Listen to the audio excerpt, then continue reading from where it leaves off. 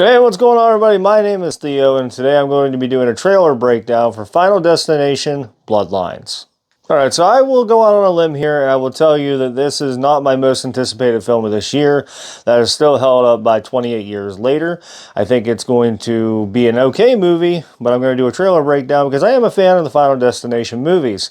This movie, for me, I watched it whenever I was young, probably like 10-ish years old, and it kind of stuck with me, you know what I mean? But after so many of them being done, started to feel a little bit stale to me also. But it's been over a decade since we had a Final Destination movie, and this will be the 6th installment for the franchise. And from the trailer, it looks like it's going to revive it pretty well, so I'm looking forward to it. Let's jump into this breakdown. The trailer starts out in like this richy, mansionous neighborhood, and this family of like 7 to 10 people, if you include the main character and the grandma, are all huddled around this party, this like yard party, backyard yard party, and they're all kind of doing their thing, and of course, death starts to welcome itself. During the first like 10 seconds of the trailer, we see a glass fall from the outside bar, it shatters, and then we get a close zoom up of a piece of glass that lands inside of the ice container that's outside, leading us to believe that, for me, anyway, that somebody was going to swallow a piece of glass. Next, we see an older gentleman giving a toast to his family, basically saying that family, you can't choose the one that you get, but you gotta live with the one that you got. Now we see the character from the teaser trailer, Final Destination Bloodlines, is the tattoo parlor kill, that guy that kind of gets strung up by his nose ring. He is in the next scene. He is basically trying to start a grill, propane grill. He's clicking it over and over again, pushing more propane, it won't start. And then we cut away to the older gentleman, and I'm assuming would be his daughter. Not entirely sure, but they're playing giant Jenga. At the 31-second mark, for a very split second, we get our first introduction to who I'm assuming is going to be the main character of this movie. She kind of comes out on the screen for a quick second, kind of takes a look around the yard to see what happens, and then it just cuts scene after that. Okay, so here we have 2 young gentlemen. One's drinking about to take a drink out of the glass that has a broken glass shard in it. And then we hear I'm assuming it would be his brother or maybe his cousin or something, who's jumping on a trampoline, yell out his name, and we find out his name is Charlie. Says, get your ass up here, come jump on the trampoline, and he puts that broken glass back down on the counter.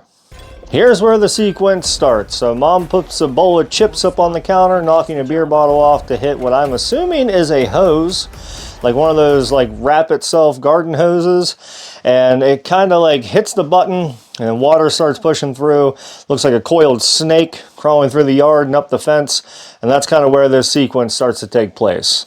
I love that in this trailer, from these like death sequences that are happening, that we're getting a more nostalgic vibe from the original couple movies, for death kind of leading its sequence into a massive kill of sorts. And I really enjoy that because it really makes it seem like they're going back to their roots for the movie, which they needed to, because at a certain point for this franchise, started to become more of like a comedic, stupid like movie that nobody was taking serious, and now it's kind of going back to the roots of like, this could happen, that could happen, into a death sequence that could actually happen in real life. Like, certain things like this do happen.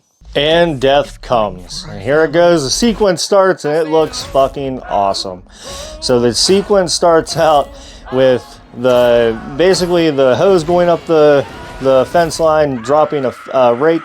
The rake falls over, hits the Jenga, and we kind of get this sequence of like the glass falling over, and the broken glass that was in that glass ends up on the ground, and the dad steps on it, falls over, and the rake hits the lawnmower. Lawnmower takes off, does this wheelie, and lands directly on this dude's face, and it looks fucking awesome. The funeral is now taking place, and we get a cutscene again to show the family standing around this gravesite for the father figure or the uncle or whoever he might be in this movie, and we find out through the headstone that his name is Howard Campbell, and Charlie's standing next to it like a statue, like, you know, he's really upset about everything. The whole family's upset about everything.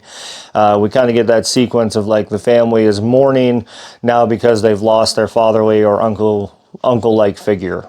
Then Grandma comes back around and says she was the start of all of this. She knows what's happening years ago in what it looks like to be the 1960s in a very Space Needle-like-esque building. Death tried to take place, and she prevented it from happening many, many years ago, prevented the sequence from taking place, and that is why this is happening to everybody and everything that's been involved. I don't know for sure if the younger actress in this and the older actress, or if it's just makeup for the same person, or if it's the same actress. But if not, it's damn good casting because they look super identical. The two people that are playing these characters, the older lady and the younger version of herself, look very identical. I don't know if it's CGI or if it's practical effects, but it's done really, really well. And I like this person as an actress as well, so I think it's a good pick. After the origin story from Grandma takes place, she runs up to the main character of this movie, hands her a book. This book is going to be the significant key to this movie, I feel anyway. I believe that this book is going to tell the main character what they need to do to prevent death from happening to them and to anybody else that they care about in this movie. We see in the book, we see that there is a semi-truck with logs.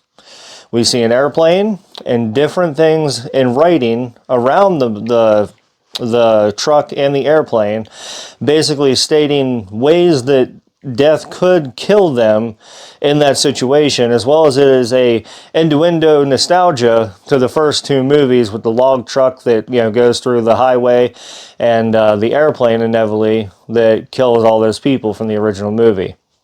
Oh, we're getting a family tree. Okay, good. That'll help clear up some stuff. I didn't know we were getting a family tree here. Well, let's jump into some of the names here. So we have Howard, which is, of course, the guy that ends up dying by the lawnmower. And then we have Darlene. So it's two separate families. Two separate families with 3 kids on one side, 2 kids on the other.